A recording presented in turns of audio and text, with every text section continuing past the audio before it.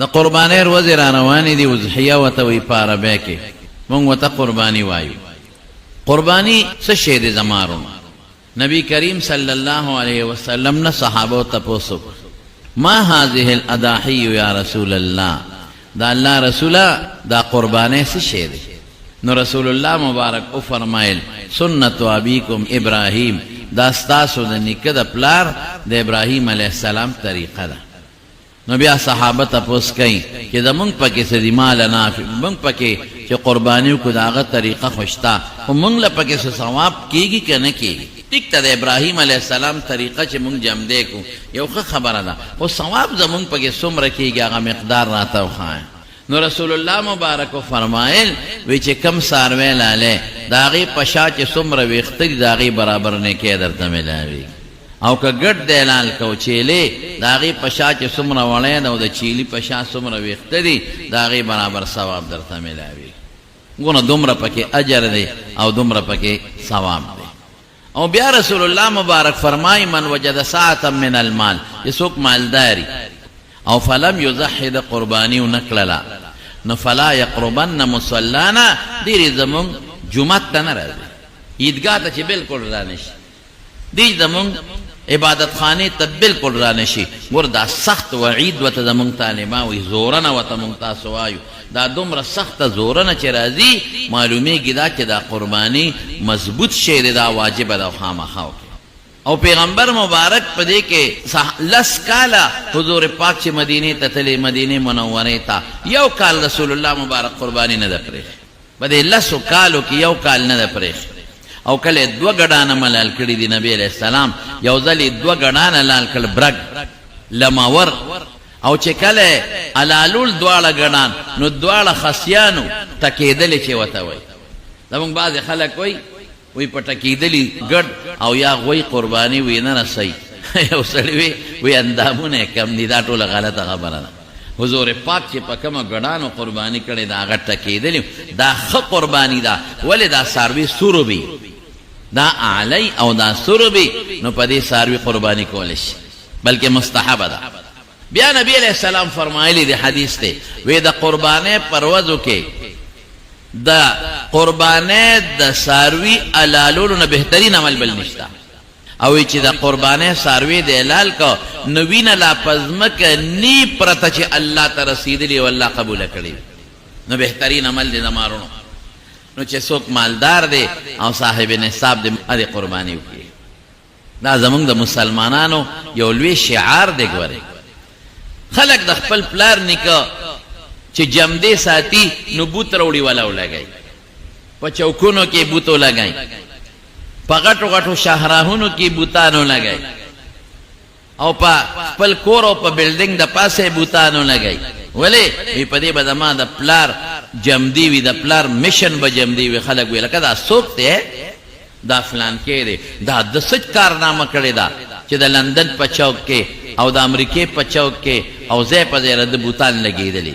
دا څه کارنامه یې کړې ده نو خلک د هغه کارنامه ذهن ته را مخکې کړي مونږ چې مصر ته تللي نو مصر کې هلته کې د فرعونیانو چې کومې مقبرې دي احرامات مصر هلته لاړو نو هلته کې بیا د هغه انجینیر د هغه کس بوت لګولی و غټ بوت یې لګولی و لکه څه نوم یې ومانه نوم یې شو ابو الهول لوی بوت یې لګولی و نو خلکو به بوت ته کتل ابو الهول هلکه دا بوت ته څه دی دا جی ابو الهول دی لاندې ورته لیکلي مو په کتبه باندې د څه کارنامه ده د دې دا احرامات چې جوړ کړي دي ډیزایننګ او دا ارس دا خو ده جوړ کړي دي نو خلک نن سبا انګریزان ښځه چې انډونیشیا ته لاړم ځای په ځای غټ غټ بوتان ما په انډونیشیا کې مو لیدل حالانکې د مسلمانانو ملک دی بوتان جوړول او بوتان لګول او مجسمې لګول دا په شریعت کې منع دي دا د هغوی په دې دور د انګریزانو تیر شوی دی او دې انګریز دا کارنامه کړې وه دا کړې وه نو بوتان یې ورته لګولي دي زمارونو بوت پرستی او بوتان لګول په شریعت کې منع دي او حرام دي نو د ابراهیم علیه السلام کارنامه ده نو د ابراهیم علیه السلام بوت خو ته نشي لګول د هغه تصویر خو نشي لګولی نو د هغه اسلامي طریقه باندې د هغه ژوند او د هغه طریقه جمدې ساتل دا قرباني ده ته چې ګورې بوت ته نو تا ته به هغه انګریز یادېږي هغه لوی سړی به درته یادېږي چې ده دا کارنامه کړې ده نو خلک وایي چې داسې مونږ له هم پکار ده دقه رنګې په ازبکستان ته لاړم، په تاشقند کې د امیر تیمور بوت لګېدلی و غټ، او د امیر تیمور چې بیا کم ساینسدانانو د هغې غټ غټ بوتان لګېدلي وو. نو سړی خامخا وګوري دا بوت د څه دی، یاره دا خو دا کارنامه کړې ده، دا خو موږ له هم پکار ده. نو اوس موږ له خو بوتان منه دي، نو موږ ته الله څه وایي؟ قرباني وکړه. بس دا ټوله دنیا کې قرباني وشي. دا څه شی دی؟ دا د ابراهیم علیه السلام طریقه ده. نو ابراهیم علیه السلام د هغه طریقه وترکناه علیه فی الاخرین، د هغه طریقه تر قیامته پورې جمدی روانه ده، او څومره بهترینه طریقه ده. په بوت څه کې بلا پیسې لګې، مجسمه چې جوړی خو په لکونو کروڑونو روپۍ پې لګېږي، او د خدای دشمني بیله ده او ګناه بیله ده. دلته څه چلو شي؟ دلته به قربانیو کې ذبحه به وکړې، تا ته هم فایده ورسېدله، غریبانانو ته هم فایده ورسېدله، بچي به دې هم غوښه وخوري، رشته داران به دې هم غوښه وخوري، میلمانه به دې هم غوښه وخوري، او ثواب به دې موشي، او رب العالمین به هم راضي شي. دا یو طریقه شو د ابراهیم علیه السلام. زما وروڼو ډېر خلک نن سبا لیبرل خلک راوتی دي، زړه مو پوخ شي راته د هغوی یو خبره، دې فیسبوک او دې نیټ له لوی غم جوړ کړی دی، بکې به نه یو لګیا به یوس نن سبا بیا لیبرل خلک، هغه خلک چې هغه ځان دینداره ګڼي او په منځ کې د دین دشمنان دي، هغوی په فیسبوکونو باندې لګیا دي، او څوک کمنټسونه ورکوي، او څوک لګیا دي په فیسبوک لګیا دي، وی قربانۍ ته څه ضرورت دی؟ دا لکونه روپۍ او کروڑونه روپۍ او روبینو روپۍ برباد شي، وی دې په دې د غریبانانو له ولې نه ورکوي؟ ګوره زما وروڼو دا د اسلام په جامه کې د اسلام دشمني، دا غریب له ولې نه ورکوي چې دا قربانۍ کوي؟ بیا خو به حج له څه له دی؟ حج له مه دا پیسې هم غریب له ورکوي. بیا خو به وی چې عمرې له مزه، عمرې له څه دی؟ دا پیسې غریب له ورکه. نو زه به راته بیا به وی جومات هم مه جوړوه، کور منځ کوه، دا پیسې غریب له ورکه. خبره خلاصه شوه. کور منځ کوه، جومات ته رسېدل جومات جوړی، ته په کروڑونو روپو په جوماتونو لګې، بس کور جوړوه که نه؟ څه ضرورت دی چې جوماتونه جوړی؟ هیڅ ضرورت نشته. دا به وایي کور منځ کوه، بیا به وایي مدرسې ته هم ضرورت نشته، بس آنلاین درسونه کوې که نه؟ دومره کروڑونه روپۍ پې ولې لګوې؟ دا خو نه وی چې کالج ولې جوړوه، په دې ډېرې پیسې لګي. دا خو نه وی چې یونیورسټي ولې جوړوه، دا پیسې غریب له ورکه، په دې ډېرې پیسې لګي. دا خو نه وی چې پبلک سکولونه مه جوړوه او په دې ډېرې پیسې لګي، دا غریبانانو له ورکه، او آنلاین درسونه کوې. دا خو نه وی چې پرون دې د زوی وادو او په هغې دې 50 لک او 60 لک روپۍ ولګولې، دا پیسې به دې غریب له ورکړې وې که نه؟ دا ولې په زوی په واده باندې 10 ګډانه لال کړې او 3 میخې دې لالې کړې او بلا روجې دې پخې کړې او شادي حال کې دې بلا پیسې ورکړې او لور له دې بلا کالي وکړل، او د دنیا جوړې جامې یو جوړه دې په 1 لک روپۍ په 2 روپۍ واغېسته، او لونو له جامې او رشته دارانو له جامې او ټول له جامې اخلي. څه ضرورت دی دومره ګرانې پیسې چې لګې؟ دا پیسې په غریب ولې نه تقسیمې؟ دغلته نه ګورې، دین ته سترګې خړې کړې. بیا وی چې لور دی وادي، نو د لور په واده څونه پیسې لګې، څونه کا سامان ولالې، څونه کالي ولالې، څونه پرجونه لې، او څومره ولا نور سامان اخلي، او بیا د هغې جامو باندې څونه پیسې لګې. نو دا لکونه روپۍ چې په لور لګې، دا غریب وله ورکه که نه؟ هلته سترګې خو صرف قربانۍ ته سترګې خړې کړې دي. بیا به زه دا وایم چې روژه هم مه نیسه، دا چې کم تکلیف ته په روژه تېرې، نو په دې هلته چې ته دیاړي وکړه، دا تکلیف په هغې تېر کړه، هغه پیسې غریب وله ورکه. زه به دا درته ووایم چې روژه مه نیسه، دا په روژه څونه تکلیف پتا تېرېږي، د دې نه کم تکلیف په ګوړ او په چارې تېرېږي. هلته ګوړ چارې وکړه، پیسې به وکړې، غریب له ورکه. بیا به دې منځونه هم مه کوه، ولې په منځ هم ستا لوی تکلیف تېرېږي. د دې منځ په ځای باندې لاړ شه او چې ته مزدوري وکړه، هغه طاقت هغې کې ولګوه او هغه پیسې راوله غریبانانو له ورکه. دا څه خبره ده؟ د غریب حق، که ته غریب له حق ورکول غواړې، نو ته مالدار یې، ستا ته زکات شته، وله ورکه. غریب له حق ورکول پکار دی، تا ته صدقه فطر ویل شوی دی، صدقه فطر ولا ورکا. غریب له حق ورکول غواړي، نو شریعت تا ته وی صدقه ورکا، نفلی صدقه ورکا، رور له ورکا، خور له ورکا، میراث کې خپل حق ورکا، لور خور له کنه. هغې ته د غریب حق نه وی، د ګاونډي حق پتا لازم دی، ورکا کنه. او اکثر دا خلک کارخانهداني کې دا خبرې کوي، نو په کارخانه کې دا مزدوران لیبران چې تا سره سار نه مازدیګره پورې ډیوټي کوي، څونه بونسونه دی ولا ورکړه. او چې ته وایې چې غریب له ورکومه، نو ته چې په لینډ کروزر کې ګرځې او د 80 د 1 لک روپو په ګاډي کې ګرځې، نو د 15 لک روپو ګاډي کې وګرځه که نه، دا باقي غریب له ورکه که نه. او چې تا سره د غریب غم دی، وی قرباني مه کوه، غریب له ورکه، نو بنګله دې خرڅه که که نه. د کرای کور کې اوسېږه، یاره کوټې کورکې ځان له واله، دا باقي غریب له ورکه که نه. او چې تا سره د غریب غم دی او دا وایې چې قرباني مه کوه، غریبانانو له ورکه، نو جایداد دې خرڅ که که نه، دا کارخانه دې خرڅه که که نه، او دا چې کم بار ملکونو کې دی پراپرټۍ دی، دا ټولې خرڅې کا، ورکه غریبانانو له کنه. یعنې خلاصه دا ده چې صرف د دین په جامه کې د دین دشمني. اوس هغه قرباني چې پیغمبر مبارک وته د ابراهیم علیه السلام طریقه ویلې ده، هغه قربانی چې رسول الله مبارک لس کاله مدینه منوره کې کړې ده، هغه قربانی چې حضور پاک فرمایي چې او نکړه زما عیدګاه ته نه راځي، زما مانځه ته نه راځي، سخت زور نه په رسول الله مبارک ورکړي. هغه قربانی چې دی و نکړله برباد بشي. د پیغمبر په سنت عمل کوا، د پیغمبر په طریقه عمل کوا. زه خپويږم نه، پیغمبر خپويږي. ځکه مسلمان یم خو زه په دین کې خپل عقل نه چلوم، زما عقل بسي.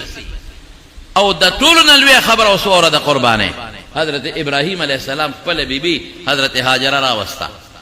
او خپل بچی اسماعیل دی راوسته او د بیت الله په خوا کې دی راکړل د الله په حکم. الله د حضرت هاجره او د حضرت ساره د دواړه د ابراهیم علیه السلام بیبیانې دي. جګړې جوړې شوې، قصه اوږده ده او مختصرا الله پاک حکم وکړ ابراهیم علیه السلام ته چې دا بیبي دې مبوزه او دا بچی دې مبوزه او د بیت الله ځای ورته وښو. جبریل علیه السلام نشاندهي کوله، موجوده چې کوم بیت الله یې دې راوسته. قصه اوږده ده چې ته بل ټیم به راته څه ناسو ویم، خو چې نن د قربانۍ کومه خبره راته کوم. ابراهیم علیه السلام به کله کله راته او د خپلې بیبي او د خپل بچي معلومات به یې غوښتل. په دشت و بیابان کې قسم په الله پرېښودی. ایمان دې ته ویل کېږي، ایمان دې ته وایي چې الله څه وایي زه به هغه کوم، عقل به نه چلوم. الله وایي مونځ کوه، بس کوم به. الله وی سارو ماسپخین مازیګر ماښام ماسخوتن کوه، زه یم همدقسې به الله کوم. عقل به نه چلوم چې یاره پنځه په یو ځای به یې ماسخوتن وکړم که نه. سبا به لیبرل راپاسي دا به هم درته وایي چې ماسخوتن به ټول په یو ځای کو، خو منځونه دي که نه. سبا به وایي دا یاره د ماښام خو دا درې دي، نو دا یو خو پکې نیمګړی شو، څلور به یې کړو که نه. د دین په کار کې به موږ څه کوو؟ افمن اتخذ الهه هوا، خپل خواهش نه به خدای نه جوړو، د الله او د رسول تابعداري به کوو. دا چې څه الله ویلي دي، که ته خدای ته پوه وې خو د خدای خبره کې به ګوتې نه وې. دې لیبرل ته ویم ته پوهېږې که پیغمبر پوهېږې، ته پوهېږې که خدای پوهېږې. که ته وایې چې زه پوهېږم لاړې د ایمان نه وتې، ستا خبره اړو زه منم نه. او زه خو تاسو ته یوه خبره کوم، په دې فیسبوک د هغې خلکو تقریرونه بالکل مه اورئ چې د شریعت خلاف دی. سر انګریزی پرېښی دی، ټوپی په سر نشته، ګیری نشته او کشتنو وهلې ده او د شریعت خلاف لباس یې چولې دی او په بار ملکونو کې په امریکا او برطانیه کې ناست دی او ځان ته ډبل میکونه لګولي دي او خلک ګمراه کوي، خلک تباه کوي. چې په شریعت برابر دی دا غوره ګورې تباه به مو کوي. ګن به یې ګن ګورې، د پیغمبر دشمن به یې، د پیغمبر د ناموس دشمن به یې، او تا ته به د قرآن او د سنت بیانوي او دوه څلور ټکي انګریزي به وایي. په د انګریزۍ ته خلک چې انګریزي چا ووایي بس خلک وایي دا ډېر لوی شی دی. د اردو څلور پنځه کتابې به یې کتلي. په دې خو د انسان نه عالم نه جوړېږي. زمونږ طالبان خو 8 کاله مدرسه کې علم وکړي، نو بیا ورته مونږ پټکې په سر کو عالم ورته وایو، خو چې دی 10 15 کاله په مدرسه کې بیا ښودنه وکړي د ده نه بیا عالم جوړېږي. او تاسې ګیره دې خرایلې ده ظالمه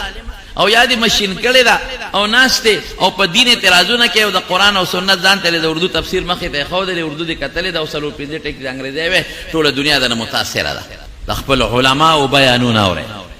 د صالحینو عالمانو چې تا ته عقیده بالکل معلومه ده چې دا د کمې عقیدې خاوند دی او د صحیح عقیدې خاوند دی، نو د هغه بیان اوره، د بل چا بیانونه مه اوره، برباد به دې کړي. نو د مارونو ابراهیم علیه السلام دا نه وایي چې الله دا کم خوا بچی بوځم، بس زه یم الله پوهېږي او د الله رسول پوهېږي چې الله او د هغه رسول ما ته څه حکم کوي زه به منم. زه به پکې رضا نه چونو چې را نه کوم. رسول الله مبارک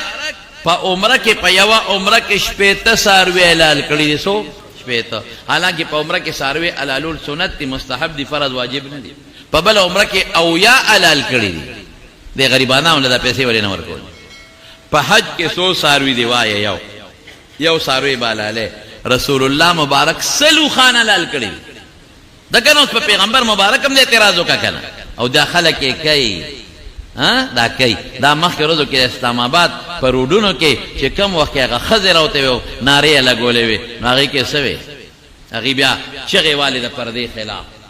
پرده موږ نه مانو. او ما واورېدل چې داسې چغې والې، یا رسول اے رسول سن لو ہمیں پردے کی کیا ضرورت، کوئی ضرورت نہیں. یعنی پیغمبر له دمکی ورکوي، اے پیغمبر واورا مونږ ته پردې ضرورت نشته. نو دا خلک به ماته دین ښیي، د دې خلکو استاد به ماته دین ښیي او په فیسبوک به ناستي او موږ به سره کمنټسونه کوو. لاړې توکې په دې خلکو بالکل چې ونه ګورئ. نو ابراهیم علیه السلام خپل بیبي راوستله او خپل بچی راوستل ته کې پرېښودل رو رو لویږي جرهم قبیله خدای راوسته او هغه ورسره آباد شو. کله به ابراهیم علیه السلام راته او د دې خپلې بیبي تپوس بیا کو او د دې خپل ماشوم تپوس بیا کو ته راته دا داسې لوی شو مزېدار خو دقه یو بچی دی او خدای پاک وله 100 کالو کې دا بچی ورکړی دی تقریبا. بوډا سپینګیری دی یو بچی هسې زمارونو چې سړی سپینګیری وي او یو بچی پیدا شي او الکی او خشتا او د اسماعیل پشانه لک الله اکبر اب سونه خوخي او سونه بنیاز بینی او سونه بوته ګرانی. قرآن شریف کې الله تعالی فرمایي فلما بلغ معه السعي قال يا بني اني ارى في المنام اني اذبحك فانظر ماذا ترى. څوک 12 کاله یا دی کم و بیش خو د ګرځېدو شو د منډو تړلو شو 12 سال تقریبا د منډو تړلو شو. دی وخت کې ماشوم ډېر خوږي بیا بوډا پلار ته خپل بچی ډېر خوږي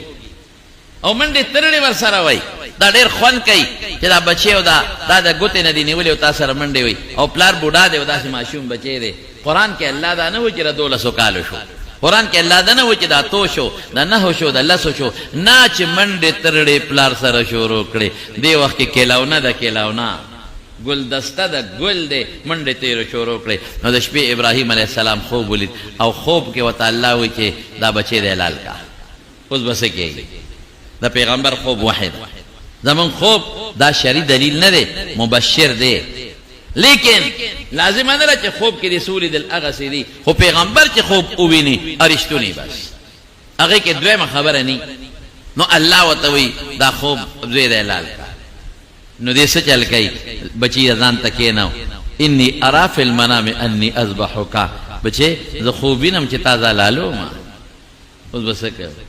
زوی ته پته چې د ما پلار چې دی دا نبی دی پیغمبر دی او خوب یې وحی ده. زوی ته پته را هوښیار بچی دی زوی ورته څه وایي مشوره ورسره کوي یا ابت افعل ما تؤمر ستجدنی ان شاء الله من الصابرین. بابا ستا خوب خو وحی ده ته خو چې خوب اینې خو الله راته حکم کوي امن غلط خوب نی. نو یا ابت افعل ما تؤمر چې کوم حکم درته کېږي په خوب کې عمل کوه. زما غاړه ستا چړې ته لاندې او د الله د حکم تابعداري حلال کوه. زه ته زوی وایي دا نه وایي چې بابا خوب کې د غلطي ني پیغمبر دی ورته پته چې زما پلار پیغمبر دی خوب یې وحی ده دا ورته نه وایي. وره دا خو ویلی شي که نه دا خو نشي ویلی چې خوب به دې غلط لیدلی ځکه پیغمبر دی خو دا خو ویلی شي که نه چې بابا الله ته سوال وکړه ډېر ګران کار دی چې خدای پاک دا حکم منسوخ کړي. ولې حضرت نبی کریم صلی الله علیه وسلم باندې چې کله په معراج کې 50 منځونه فرض شو ډېر زیات خوشحاله د عظیمه تحفه ورته میلاو شوه. نو چې واپس راته نو حضرت موسی علیه السلام ته تپوس وکړو څه درکړل الله پاک 50 منځونه په امت ته طاقت نشي لرلی زما په امت 2 منځونه ونی شو کولی ستا امت به 50 څنګه وکړي. ارجع الى ربك فسله التخفيف الله ته واپس شه او ته وایي چې الله زما په امت اسانتیا راولي. نظر فوراً حضور پاک لار وی الله زما په امت اسانتیا راوله 50 شي کولی. وی خزا 15 کم شو 45 شو بیا راغی بیا ورته موسی علیه السلام سونه شو وی 15 کم شو وی اوسم ډیر دی وی شابه او حضور پاک به اغل تغږ نه کو الله سره ملاقات هغه وخت خو د پیغمبر شان بل شان ته دا الله توفه وا هغه وخت خو چې زریم ورته وینو به خوشاله وي چې بالکل رستو راځي. نو موسی علیه السلام کوی نو بیا لاړ نو الله ډیر دی دا کم کانو سلويخ شو نو 15 کمیدل سوله خبره رااله 50. نو چې څنګه حضور پاک د خپل امت د خاطره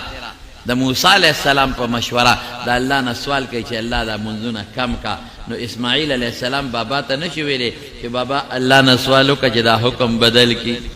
خیر دی وجه مړی مه پرې کوه لاس دې پرېږي ستا الله په نوم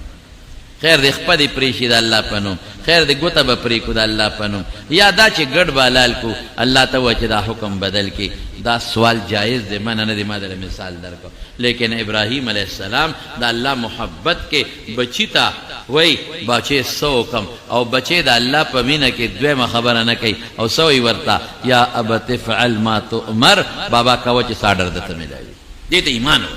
دا پکې نشته. اوس مونږ ګډ ته په مساله کې پراته یو چې ګډه لال شي دا پیسې غریب له ورکړه د خدای بنده لال کا غوخه غریب لور کا ورنه غریب لور کا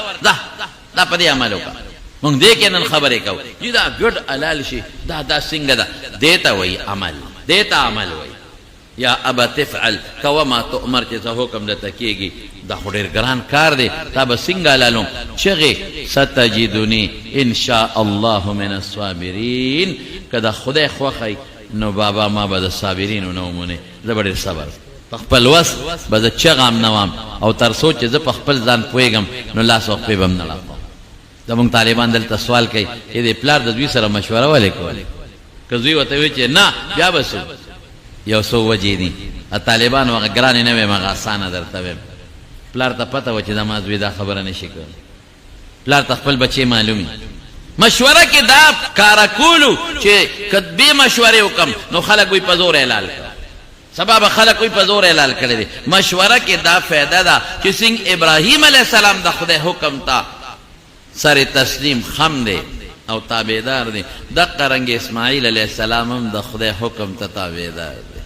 مشوره کې دا مقصد او یادا بعض علما دا هم لیکي چې ورېږه پته ولګي چې زړی دی که نه دی نو که زړی وي د حلالولو جدا طریقه ده او که زړی نه نو بیا به د حلالولو بله طریقه ګوري چې ته خوب کې به رانیسو چې ته به بانه به بوځو یا ابا تفعل ما تؤمر ستجدني ان شاء الله من الصابرین او چې کم وخت روان دی وای د کور نوزی نو مور ته هم غږ نه کوي وی راځه که نه بچي ځو قرباني کوو علم وتلا نه وایي ډېره ښه ده نو چاړه هم واخېسته او رسۍ هم واخېسته او مور ته وایي بابا مې قرباني کوي مونږ ځو نو مور هم په دې سوچ خو نه ده هغه خو په دې نه ده چې ګینه زما زوی به حلالوي لاړ روان شو نو په لاره کې دا مینا چې ده اوس هم هلته کې 3 جمرات دي خلک ورته شیطانان وایي نو شیطان ورته راغی ورته ودرېده نو چې ودرېد ابراهیم علیه السلام ته ورته وایي څه کوې وایي داسې ځو وی ما اورېدلي دي چې دا زوی لالی دا څه کوې په بوډاوالي خدای در کړی دی زوی هم څوک لالی د ښکلي وجود ته او سترګو د مخ ته وګوره بس ابراهیم علیه السلام خو پوه شو که هغه یو 7 کاڼي واغېستل او شیطان یې پرې وویشت دا شیطان بیا راغی اسماعیل علیه السلام له وی خبرې پلار د کم خوا بوځي وی قرباني کو وی قرباني نه تا لالی وی د ابراهیم علیه السلام غوندې پلار او د اسماعیل پشان بچې داسې بچه ته پلاري چې خپل زوی به حلال کړي او بیا ابراهیم غوندې پلار او ما غوندې بچې ما به حلال کړي نو شیطان ورته وایي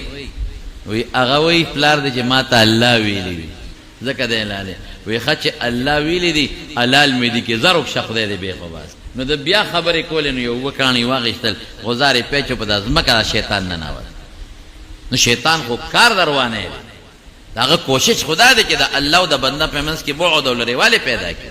نو بیا راغی ورپسې ابراهیم علیه السلام له وی ګورې زه د خیر خویما او مهرباني وکړه د خدای دا مطلب نه دی چې ته زوی حلال کړي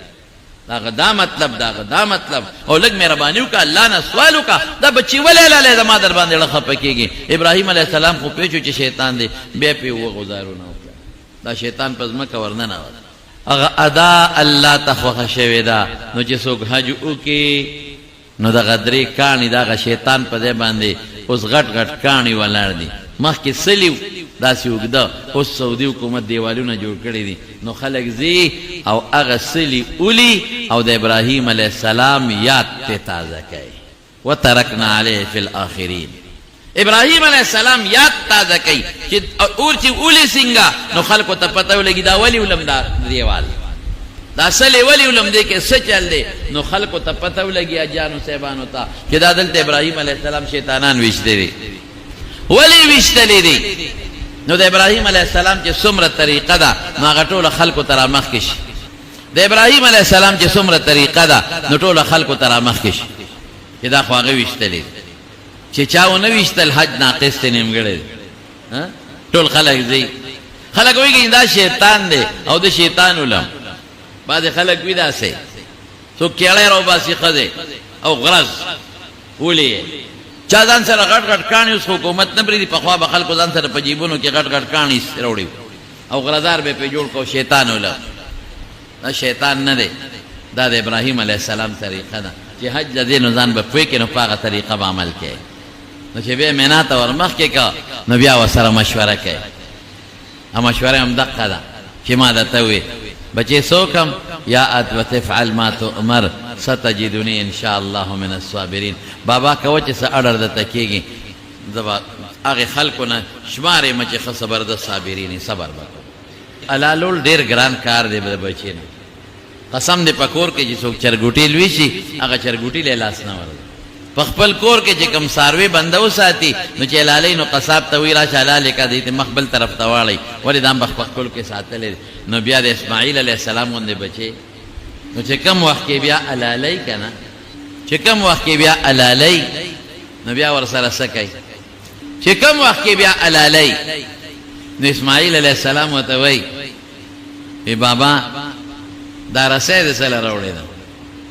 وی بچی دا به تا لاس پې وتړم نو حلالول به آسان شي. وی نه بابا ما له به لاس او خپې نه تړې د اسمان فرشتې به وایي چې دا په زور یې تړلی دی او په زور ترې څه وباسي.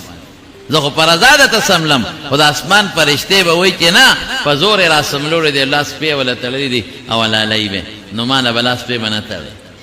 چې زما لاس پې کولوي. بابا چاړه به ښه تېره کړې بچی هسې نه چې ته لاس پې وړقې ما نه کار خراب نه شي. بابا وایي داسې کار وکړه چاړه ښه مضبوطه تېره کړه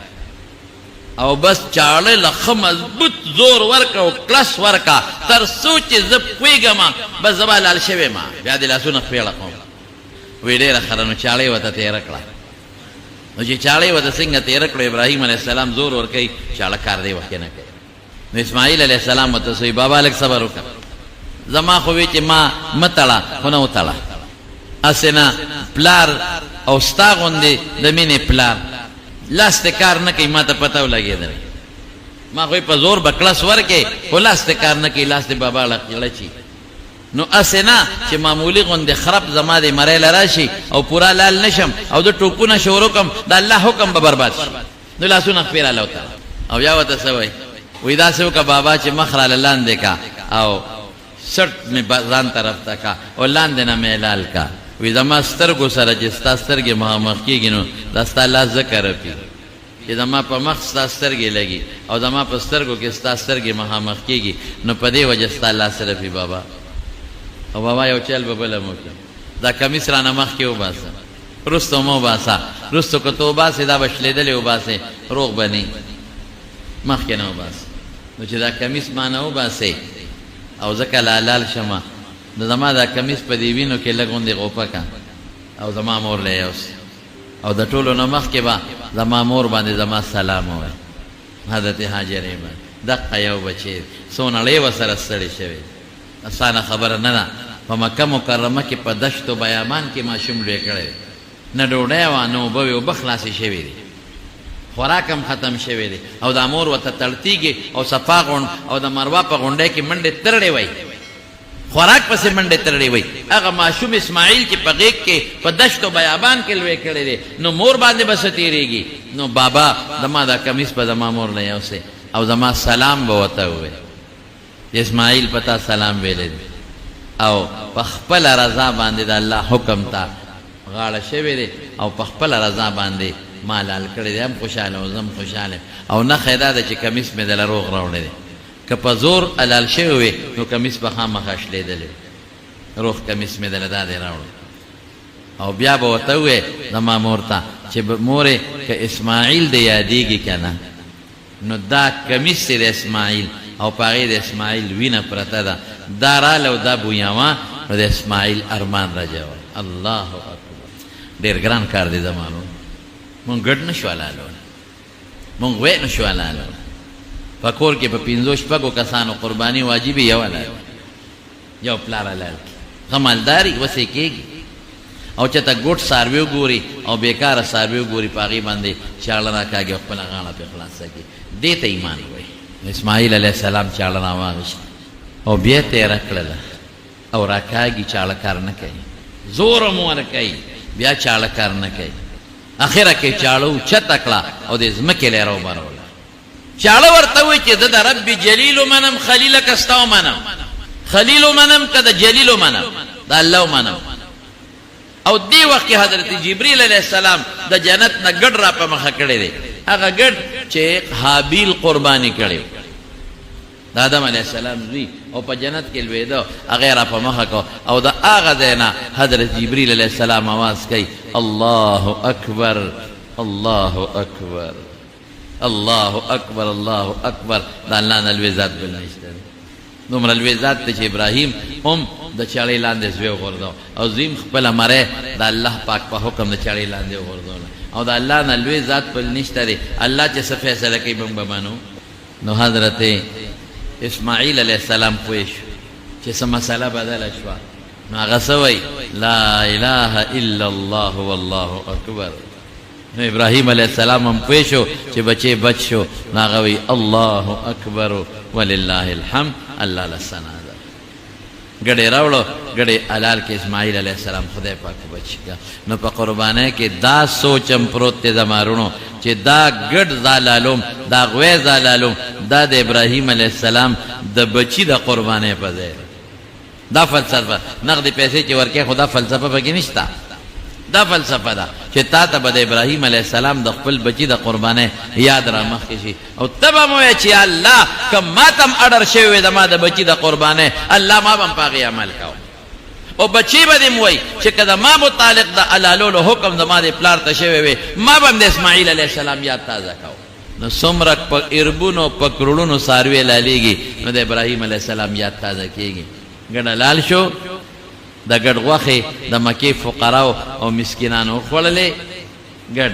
او مور له ملغ غوښې راوړې او دی په خپل هم وخوړلې نو دا د ابراهیم علیہ السلام طریقه شوه ما هذه الاضاحی یا رسول الله دا الله رسول څه شی دی سنت ابیکم ابراهیم دا د ستاسو د نیکه د ابراهیم علیہ السلام طریقه ده مونږ له پکې څه دي د هر ویښته په عوض کې یو نیکي او د هر ګډ د وړۍ په عوض کې یوه نیکي به تاسو ته میلاویږي زمارونو نو قربانی به کوئ انشاءالله العزیز کله به یې کوئ د اختر په 3 ورځو کې به قرباني کېږي د اختر په لومبۍ ورځ بهتره ده که په دویمه دې ونه کړه په لومبۍ دې ونه کړه په دویمه کوه خو د هغې نه پکې ثواب کم او که په دویمه دې ونه کړه نو په 3مه ورځ د اختر د نور پرېواته پورې نور پرېوتو نه مخکې به حلالۍ نو په لومبۍ کې ثواب زیات بهتر په دویم کې هغې نه کم په دریم کې هغې نه کم او که په 3مه ورځ هم درنه قرباني پاتې شوه د څه عذر د وجې نه پاتې شوه نو بیا به ورسره څه کوې په 3مه پاتې شوه بیا به حلالۍ نه بس بیا دا قرباني که څاروي دی غشت یې ولال کړي دي نی نو بس بیا چاله خیراتي ورکا او که دنه قرباني در باندې واجب وه او تا ونه کړله او د اختر د 3 ورځو نه پس بیا وایې چې خو یار ارمان چې مې کړی څه وی نو پیسې چاله خیراتي ورکا او ګورې د قربانۍ ثواب نه شي لاندې کولی او د قربانۍ چې کم وبال ستا په سټ راغی د هغه وبال نه به ځان نشي خلاصولی توبې به ورسره وباسې او استغفار به ورسره بیا د ورځې قرباني کول بهتر دي د شپې په نسبت د شپې هم کولی شي خو مکروه تنزیهي ده ناغوره ده د ورځې به قرباني کې او شروع به د کم وخت نه کې د اختر د مانځه نه پس چې کم ځای کې د اختر مونځ کېږي په شهري علاقه کې او په غټو ښارونو کې نو چې د اختر مونځ وشي نو د هغې نه پس به قرباني کې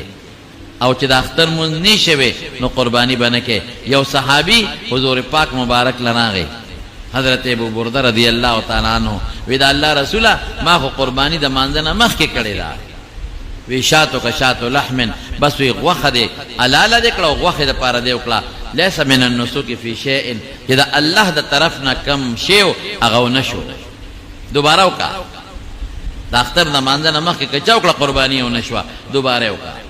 دوباره یې پرې وکړه البته چې کوم ځای خو اختر مونځ نه کېږي لکه په میرو او په بانډو کې نو هلته کې سار د نور د سار وختي هم کولی شي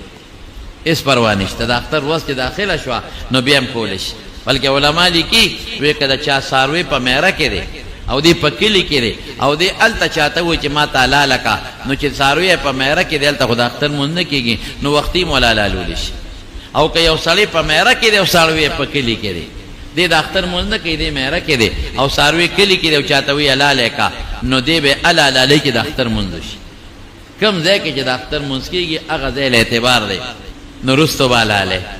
څاروی بیا چې څاروی کله حلالۍ نو بهتره دا ده چې هر سړی دې په خپل لاس څاروی حلال کړي رسول الله صلی الله علیه وسلم په خپل مبارک لاس څاروی حلال کړی په خپل لاس بهتره او که په خپل لاس یې نشي حلالولی یا ولا چل نه ورځي یا نشي زړه باندې کمزورې دی نو بل تام ویلی شي مال حلال تا خو ګورې دا نیت هم پکې ضروري دی چې د قربانۍ نیت پکې نیت د خولې ضرورت نشته چې لکه دې مراوسته چې دا د قربانۍ نیت کوم هم کافي ده او بیا چې کله بلې ولا علالۍ ګورې اسې نه دا ګورې ذهن کې واچوه اسې نه چې پلار لا د اختر په کور کې مثلا 5 سیر یو پلار او څلورې زامن دي او پلار لا د اختر جمعات کې نه راغلی بل لورې خور کره تللی دی لا نه دی راغلی بل لورې لور کره تللی نه راغلی بل لورې هم چې ته مبارکوله تللی دی نه راغلی او یو ورور په کور کې دی او قصاب یې راوسته وی لالوه د قرباني ګورې ونه شوه د ورور لدی اجازت ورکي د مخکې نه د یو ورور لدی یا د قصاب لا یا د یو ورور لدی اجازت ورکي چې زمونږ د طرف نه قرباني وکړه دې ورته وایي چې که تاسو لیټ شوئ زه څه چل وکړم وکړم قرباني نو چې هغې ورته وایي وکړه زمونږ وکیلې او قرباني وکړه نو بیا ټیک ده او که هغوی دته نه ویلې چې ته قرباني وکړه او دې د خپل طرف نه قرباني وکړي لاړه قرباني برباده شوه بعد وخت کې پلار دا چل وکړي په کور کې څلور کساني او یو زوی په سعودي کې دی او یو په دوبۍ کې دی او بار دی او دا پلار یې څاروي راوالي وایي دا ټولو زامنو طرف نه ما لال کړه دا قرباني د یو مونه شوه دا برباده شوه دی به باقاعده هغه دوبۍ کې چې زوی دی او په سعودي کې دی زوی دی هغه نه به اجازت غواړي دی به ځان د هغه وکیل کوي هغه ته به وایي چې بچې قرباني دله وکړم هغه وی وکړه اب ورته وایي چې بچې پلار بابا باله قرباني وکړه نو دا ضرور ده او چې دا کم بچی د سره په کور کې دي او دا پلار د خپل طرف نه کوي بالکل کولی شي څه پابندي پکې نشته خو دا بچی به دا پلار وکیل کې چې بابا ته موږ له قرباني وکړه دا پلار به تې تپوس وکړي چې تاسو له قرباني کومه دقه څنګه ښځه خاوند قرباني کوي او خاوند د ښځې دپاره کوي بس ښځې ته صدقه کړي چې دا پیسې ستا د تر تا ته صدقه شوې او زه پې تا له قرباني کوم نو که ښځې ورته وایي چې او زما له طرف نه قرباني وکړه یا خاوند ورته وایي چې ستا نه قرباني کوم هغې وایي ښه خو بیا ټیک شوه او که ښځې ته یې غږ نه کړی او د ښځې له طرف نه چاړه کېدي نو د قرباني ونه شوه د ښځې له طرف نه یا به په خپله حلالول کوي نیت به کوي یا به بل ته وایي چې ته ما حلاله که نو هله به ګورې صحیح کېږي ډېر خلک دلته به بل څیز کې خطا کېږي هدی چې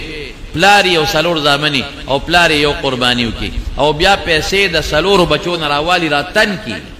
قرباني عیسه یې ونیسي په میخه کې او پیسې د څلورو بچو نه راوالي او څه ورسره خپلې کې 15 د دم قرباني ونه شوه هغه نور یې غرق کړله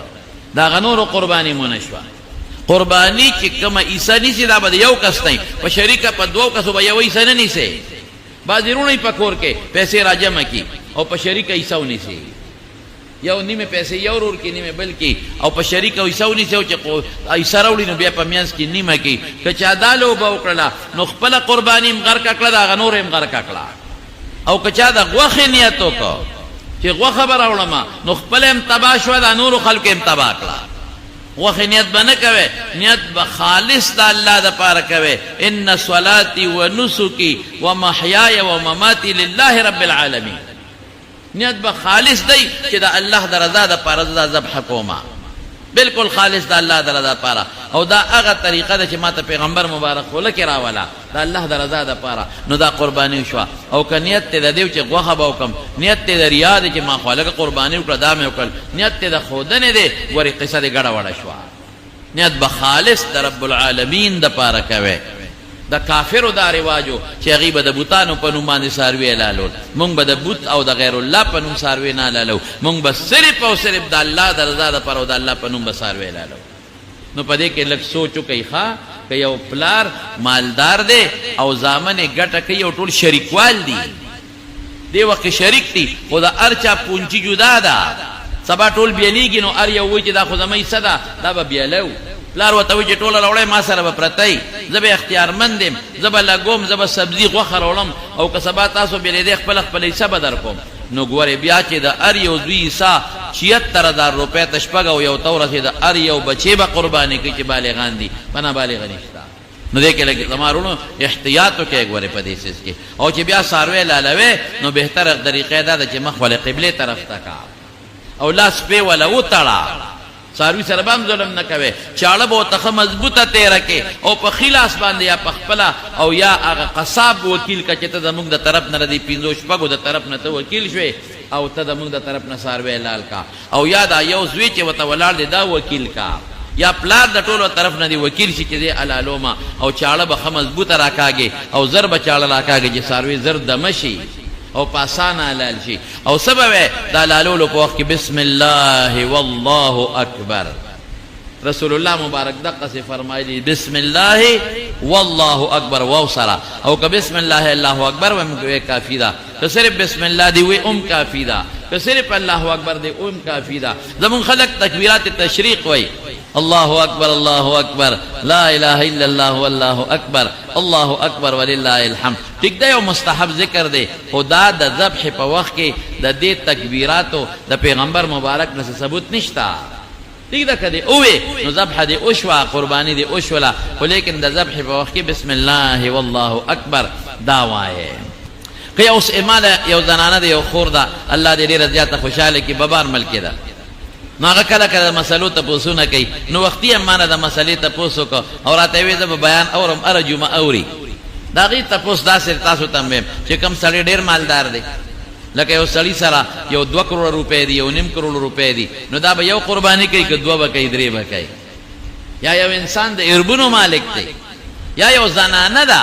او زنانه ته د خاوند د طرف نه مال پاتې دی خاوند یې مړ شوی دی یا پلار یې مړ شوی دی لور ته پیسې پاتې زنانه او مثلا کروڑ 2-3 کروڑ روپۍ دی نو دا به څه کوي دا به یو قرباني پې واجبه که یو ځل صاحب د نصاب شو نو که یو انسان د کروڑونو مالک می نو واجب په یو د البت په مستحبه طریقه ډېرې کولی شي لکه رسول الله مبارک 2 ګډانه لال کړي یو واجب دی او یو زیاتی نو که یو انسان کوي نو یو د په طریقه د واجب وکړي یو د نفلی وکړي بله د نفلی وکړي خوښه خپله ده که هغې وکړې ښه کوې نه کړې څه ګناه پې نشته او زه خو یم یو پکې رسول الله صلی الله علیه وسلم دپاره وکړې دا مالداران چې دي حضور پاک لو کې نیت پکې دا وکړي چې دی دا د پیغمبر مبارک د الله دپاره ذبحه د الله دپاره خو د پیغمبر مبارک د طرف نه شوه نو غوښه یې په خپله هم خوړی شي د خپلې قربانۍ د غوښې مثال شي مور پلار دپاره وکړي ذبحه د الله په نوم او مور پلار دپاره وکړي دا د پلار دپاره کوم دا د مور دپاره کوم پلار مور دی وفات شوي دي نو دا د هغوی دپاره کومه وکړه چې مور پلار ته ثواب ورسېږي چې کوم مالدار خلک نو په یو ګډ اکتفا مه کوئ ټیک د واجب یو دی خو زیات هم کولی شي رکوټې څاروي مه غشتی شي ما درته ویلو چې عمر یې 2 کاله او غټ څاروي مه غشتی شي او په رکوټې ګډ چیلي کې یو قرباني کېږي ګورې 2 پکې نه کېږي او په میخه کې او په کټا کټي او په غوی کې 2 کسان شریکېدی شي که رکوټي وي او که غټ وي نو پکې که شریکېدی شي بعضې خلک وایي 3 او 4 شریکېدی شي په رکوټي څاروي کې یعنې کټي کې یا په رکوټي سخي کې چې 2 کاله نه چې 2 کالو ته عمر ورسېد 2 شریکې دي شي په یو ملالی دي شي په 3 کې دي شي په 4 په 5 په 6 په 9 کې دي شي دا پکې څه خاص فرق نشته دی بیا چې الاله کې نو بعض خلک پکې یو چل کې اکثر د شریکې په قربانۍ کې یو یاره د مور خپې مې خوږېږي دا 2 خپې به پکې زما شي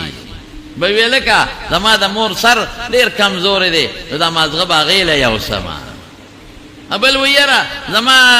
نیا چې ده که نه د هغې اینه لږه غوندې کمزورې ده دا اینه به پکې هغې له یو سمه نو دا نور غریبانان خو د غږ نشي کولی شرم د وجې نه خوړې یې نیږي ورې درته ګورې صفا خبره کومه زړه د یو هم نی نو داسې مه کوې بلکل داسې که د ټولو زړه وي او دا خپې د سره د یو کس وي نو بیا ټیک ده که د ټولو زړه وي او دا سر به د کسره یو کس له ورکو نو بیا ټیک ده که د ټولو د زړه نه وي او وایي چې هلکه د اینه به د سره یو کس له ورکو نو دا بیا ټیک ده خو ما ته پته چې زړه نه زه راته صفا خبره کوم دا ما اورېدلې دي یو کس د سره خپې یوړې وایي د ما د نیا خپې خوږېږي راکړه چې هغه یوړی نور ویې وایي دا اوس ال دی وایي زمونږ نیا نشته څه وایي د هغې خپې نه خوږېږي څه بل ویلې زمونږ د مور خپې نه خوږېږي څه مې دا اوس څه کې قصه دې تباه برباد نو دا له نیګ وره نو ار یو شی او ځای کا کوي سی وی که سلور وی نو ار یو شی سلور ځای کا او خپ طریقې سلور او ځای کا او زمون پښتانه بیا ډیر زبردست کار کوي او ماشوم ته وی مخه خوا کا आवाज وکدا د چا کېړو ګیلرو کار پکې وشي خپ طلبه تقسیم وکا او خشته مزیدار اصل چې کم پکې زور اوري هغه د قیمه خشته غوخه مخ خپل طرف ته ورواچوي دا کور ته یوسا او غاډو کې مډو کې بشیر جان ته ور پغاړه کې چې دستا غوخه ډیره د وډو کې کم دي او ته پکې دا ډو کې وغوري نو په دا قرباني کېږي زه خو بده اعلانوم بشیر جان نو دمارونو بیا چې کله حلال کې غوښه دا شوه سرمن قصاب لپا قصابه کې ورنه کې دا سرمن قاسم سر خوړلې دی چې دا خدای شان دی چې دا قرباني ورو دي چې سرمن اردان شي دې مولیانو ته خلکو چل جوړ کړي دا سرمن مولیانو له ورکول ناغه پروس کالو کابل کالو ناغه سرمن خو چانا غشته بالکل نا مولا له راوړه استاد جی وه دا سرمن والو مور دې پکې ون غاړه چې نور کله قیمت کو نو په خپل باندې خرڅوله مال دې نه راوړه او چې اوس پیسې نه کوي ما پسې راز غله وې مور دې پکې ون غاړه نو اوس خبره دا سه دا چې سرمن د قربانې په اجرت کې قصاب نه دی قصاب وسو خو خیر په اجرت کې بنا ورکې چې دا واخلا او دا اجرت شو بالکل بنا ورکې سرمن نقد ځان له استعمال کې راوستې ځان لته لمسه جوړه کا ځان لته بورقه جوړه کا اسم نشتا او که نقد سرمن چاله خیراتی مورکه ورکول شي مالدار له مورکول شي او غریب له مورکول شي نقد سرمن خو نقد سرمن جمعات لبنا ورکه جمعات باندې نه کیږي ګوره چا غریب چا انسان به مالک کې چې دا والا غریب کې مالدار خو که سرمن دې خرڅ کړه نو بیا به پیسې مالدار لنه ورکه بیا به خامخا غریب له ورکه نقد سرمن مالدار له ورکو شي غریب له خو کچه دې خرڅ کړه نو پیسې به بیا خامخا غریب له ورکه بیا به مالدار لنه ورکه زوی لورلا او پلار نکله نشي ورکول غریب له ورکه دا پیسې او زمارونو یو بل خبر حکم مولا لبا د سرمن پیسې په اجرت امامته کې نه ورکوي اسی ولا ورکه خیراتی هو کته وته دا وی چې د سرمن در کوم مال امامتی کاوه نو دا بیا په اجرت کې ورکول ګناه دي دا بیا ناروا دي هغه وخت چې د کومه حاصل کړي نو ټوله وخت په خپل خوړې شي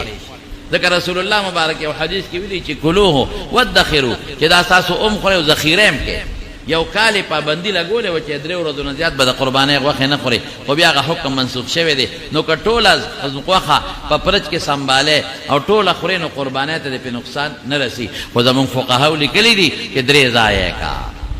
یو عیسی په خپل او خرو په خپل بچو باندې دی خورا ځان له چولم چې پرچ کې می خو دی شي یو عیسی مسکینانو فقیرانو غریبانو لور کچا چې قرباني نه کړي او یو عیسی خپل رشتہ دارانو لور کا دا فقهاو یو بهتره طریقه د صدقې خودلې ده نور که ټوله قرباني دې مساتله نو څه فرق پې نه پرېوځي ټوله دې ځان سره کې خوده نو فرق پې نه پرېوځي د قربانۍ د څاروي هغه چې کومه رسۍ ده اب هم خیرات کې کم زل پې د پاسه پروت دی اب هم خیرات کې او که قربانۍ د څاروي واخېسته او پی کولو پی به ترې نالې یخې اوبه به راوالې په غولانځ به رترمتیا کوه نو هغې سره هغه پی کلک شي او غلان در نه کوي او که ډېر څاروي تنګ او پیرې ته بالفرض واغېشتله نو یا خدا وکړه چې هغه پی واپس دې څاروي ته په بوسو کې واچوه چې ویس کړي او یا غریب له ورکه او صدقه او خیرات یې کا خو په خپل استعمال کې به نه راولې دویمه خبره دا کومه چې بعضې وخت کې په دې سرکاري منډۍ کې یا یو انسان یو ځای وقف مختص کړي او کریلی چې مال بدونه څاروي چې اخلي خرڅ کې نو مال بدونه پیسې راکې دغه ټیکس ته یا د اجارې د پیسو ته سترګې ورې خړې نه کې دا ګناه ده ځکه هغه ورته یو ځای وقف کړی دی که سرکار دی او که بل څوک دی او هغه د هغې اجاره لي په یو شکل کې په یو ټیکس شکل کې نو خلک څه کوي وي هلکه بس وي په 1 لک شو مازدیګر به کور کې راکې اوس یې بوځه نو هلکه ولې ظلم کې زیاتې مه کوه که په لاره کوڅه کې دې واغېشته نو منډۍ والا هم ظلم کوي چې خلکو پسې په لارو کوڅو کې د مونږ د دې مقبرې پورې ګرځي او چې څوک یې خرڅ کړي پیسې راکوه نه ستا حق هغه دی چې کوم ځای کې ستا منډۍ ده هغې پورې ستا حق دی منډۍ نه بر ستا حق نشته نو په دې څیزونو کې د مارونو لږ یو پوټې احتیاط وکړئ ښه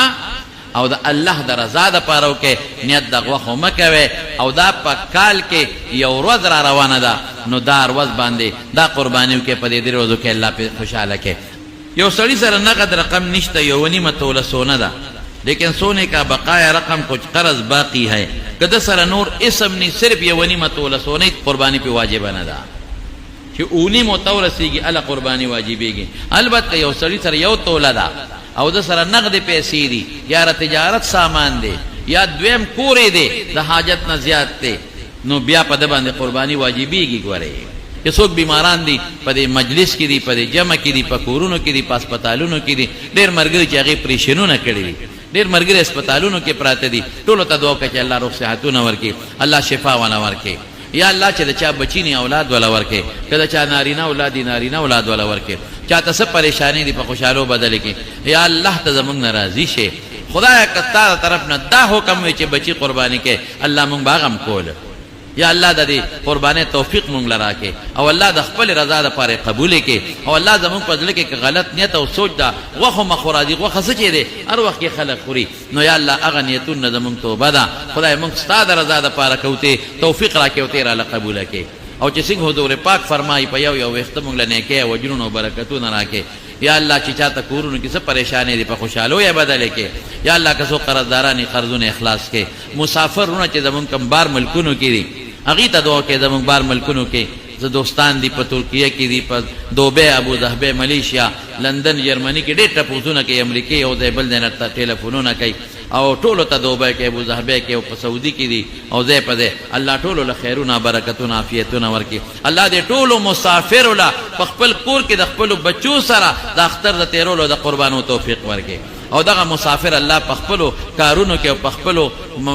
مقصدونو کې کامیاب کې د بچو نه لري ته خوشاله ژوندۍ نصیب کې او الله ته په صدقو کې او په مالونو اولادونو کې برکات واچي الله کده چا په کورونو کې ناچاقي پروغي بدل کې خدای ته زمونږه د هر مشکل په خوشالو باندې بدل کې او د هر فتنې نه مساته ډېر مرګرو ټلیفونونه کړی دي دعاګانې غواړي خدای هغه ته معلوم دي دا غي دعاګانې ته معلوم دي ولې قبول کې او چې کوم مرګري لري لري زه ناراضي یا الله یو قدم باندې جوړونه ورکي او زمونږ د محلي مرګري او د دې دواړو محلو د خلک چې میلمنو کم خدمت کوي او بپیس کی او زینه ولا ورکړي دي الله هغه لم د دنیا او د آخرت برکتونو خوشاله ورکي برحمتک یا ارحم الراحمین